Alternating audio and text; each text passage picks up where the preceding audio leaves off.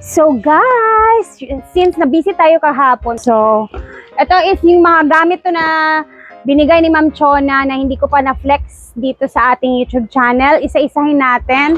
And kanina umaga is pumunta kami ni Habi sa DIY. Yung sobra ng mga pera niya na almost 1.6 ata yun lahat. Pinamili ko na dito sa iba para sa gamit din sa hinaguan. So isa-isahin natin siya para makita ninyo at makita din ni Ma'am Chona ang mga gamit.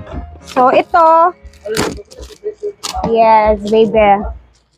So ito siya guys, dalawa to actually ha. Yung isa neto is kahapon nilagyan ng lechon yung isa, so ginamit na agad-agad. So bali dalawa to. Ito is para daw sa lalagyanan ng mga gamit natin na pang baking, parang para hindi siya makalat-kalat. So meron tayong storage box. So dalawa neto ha, yung isa is nagamit na namin. Andun sa kabilang bahay, nilagyan ng lechon. Kasi wala kami ibang malagyan. Pero, ayan na nga. Next is, ayan, meron tayong chopping board dito sa hinaguan. Actually, ito isa-isa bahay to. Para sa akin to. Ito namang malaki na large size is dito sa hinaguan. And next, ito, another para sa mga asin, tsaka basta kung anong gusto. Oo, ilagay neto. Bali, dalawa to. And then, yung isa naman neto is for me din. So, dalawang box neto. Ayan. More ganito. Diba? Ito is mga in-order na talaga to lahat ni Ma'am Chona. So, ito yung mga binayaran na lang namin dire-diretso doon sa sa SM. And then, another one. O, diba? Another design to siya.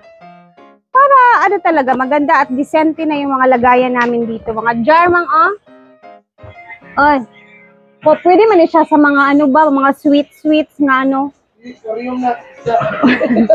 So, dalawa neto. Ayan. Dalawa. Uy, mabasag ba ito? Dandahanin natin yung paggamit neto.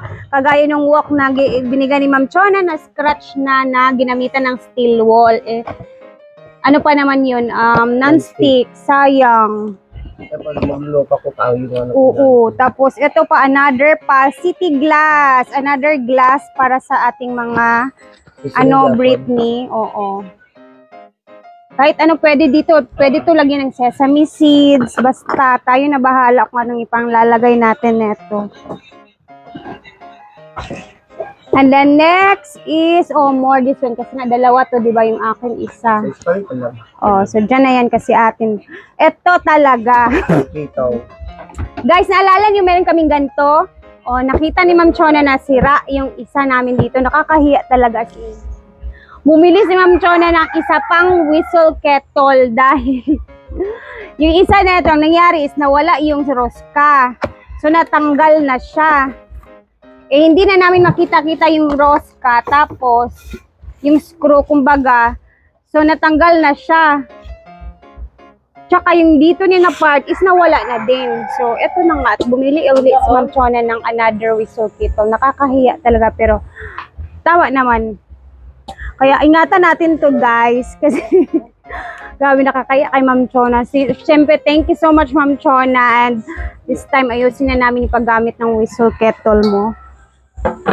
Pero yung isa, ayusin ko pa to, yun siya, kasi baka pwede pa yung magamit at bitbitin ko na lang sa bahay. And another, para sa mga mantika, olive oil, vinegar, soy sauce, kung pwedeng ilagay neto.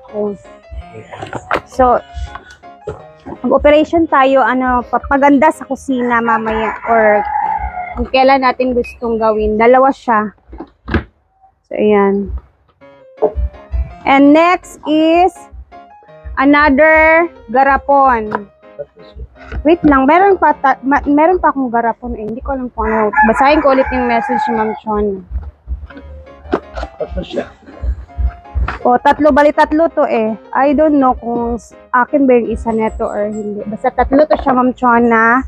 And then, ito yung apron, na additional sa apron ko sa luto-luto. And of course, ang ating storage bin, kung saan dito natin ilalagay yung, ang dami kasing mga pan na talaga na yung pangluto ba, so dito natin bulalagay, tapos lalagay natin siya sa ilalim ng cabinet para hindi na karton yung ilalagay ko, sabi ni Ma'am Chona. So wala tayong pang storage. And next is, ayan ang ating, meron tayong electric kettle. Meron tayong, ito. So, ito naman, electric kettle talaga. Bumili na talaga si Ma'am Chona. Kasi, hindi ko alam kung magagamit ba ito. Ay! Samang kamang. Hindi ko alam kung magagamit ba ito namin always, Ma'am Chona, ha? Oh, ito is pang ano lang to, madalian na lang tumang. Ito yung gagamitin talaga pag may mga something na emergency o ano ganon, dire-diretso na init kasi alam mo na, itago na lang muna natin siguro. And another Mr. Muscle para sa ating mga linis-linis sa ating oven. So ito na nga guys. Ito yung naalala ninyo yung gasgasan na nilinisan sa ano? O ayan, bumili na talaga si Ma'am Chona. Ako na lang itong nagasgasan, be. Ayaw, atura. Ayan na, ubay. Bago na, ha? Okay. Oh. Basta, yung mga pan natin na ganito, guys, mga ano kasi to. Tawag na ito, mga non-stick talaga lahat to. So, bawal sa steel wall or kiskisin. Tapos yung ano na ito na gagamitin natin, yung kahoy or yung isa pa doon na nakasabit na parang silicone. Ganon. Kasi actually nakikita ni Ma'am Chona lahat ng mga vlog namin talaga. At saka yung mga gamit na binigay niya, nakikita niya talaga kung ano na yung itsura. Kaya ayan takip Ayaw So yung isa pa lang non-stick, Ma'am Chona, akin na yun yung gasgas na ha.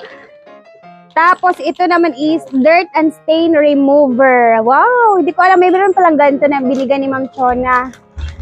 And then ito naman is yung sa akin na yan, Brit, sa DIY na mga nabili ko.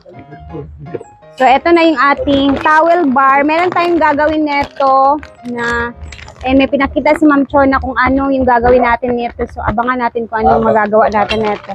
Bali, dalawa sa Ma'am Chona. And then, ang dalawa to Brit. Ito, bumili ako ng, ang tawag nito, knife sharpener. Isa sa canteen, isa naman dito sa taas para, kasi yung mga kutsilyo namin dito, madaling, ang tawag ng habol.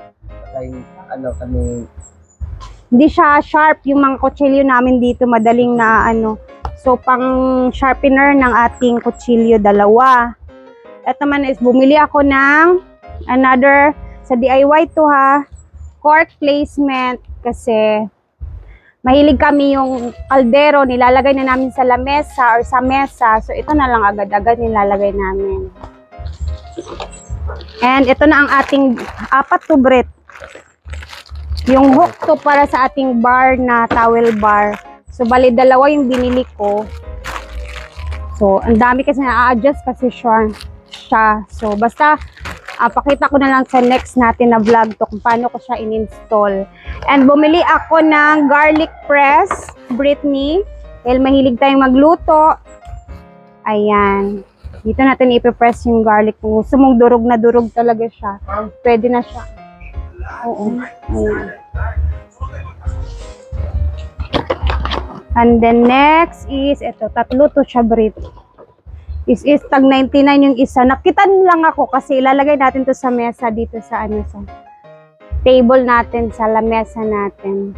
Para sa mga anik-anik namin, sa salt or pepper and everything. Ay, yun na kay Diday. Ayan, bumili pa ako kay Diday ng isa na nasalip pa.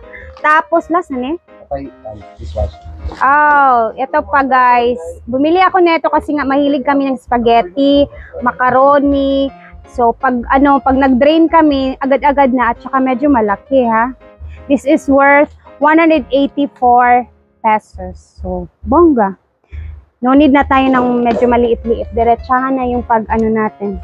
And of course, dishwashing liquid. Maganda daw to kasi sa DIY ko to nabili ha. Maganda daw to kasi mabula talaga to siya. Konti lang ilalagay mo tas bongga na yung pagsabon-sabon. Hindi siya magastos sa sabon, kumbaga. So, ayun na lahat. Sobrang dami, grabe. Ma'am Chona, thank you so much sa iyong mga blessings na shinare sa amin. Lalo na sa akin yung ref ko, guys.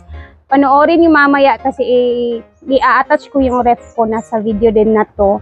So, sobrang happy ni Diday sa mini ref na binigay ni Ma'am Chona. And ayun na nga, thank you guys for watching. Salamat Ma'am Chona. More blessings sa iyo sa lahat ng mga binigay mo sa amin dito sa hinaguan ng mga regalo. And ayun na nga. Thank you at Ma'am. Thank you Ma'am Chona. Thank you, Ma'am Chona ngayon eh. Ah, talaga? Thank you, Ma'am Chona. I cannot answer because it's so English. Oo, ang haba talaga mag-English. Thank you, Ma'am Chona. Thank you, Ma'am Chona. Salamat. Paklo natin si Rhea. Thank you, Ma'am Chona. Salamat. I love you and more blessings sa iyo.